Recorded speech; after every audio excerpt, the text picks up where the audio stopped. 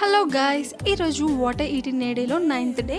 ఇప్పటి వరకు ఎవరైనా మిస్ అయ్యి ఉంటే కింద ట్యాగ్ చేస్తాను, వెళ్ళి చూసేసేయండి. మార్నింగ్ నుంచి నైట్ వరకు నేనేం తిన్నానో చూపించేస్తాను, వచ్చేసేయండి. మార్నింగ్ లేవగానే వేడివేడిగా జీరా వాటర్ అయితే తాగాను. ఆ తర్వాత ఓట్స్కి రీప్లేస్గా పోహా అయితే చేసుకున్నాను. మంచి టేస్ట్ ఉంది. మీరు కూడా డైట్ చేస్తుంటే ఇది ట్రై చేయండి.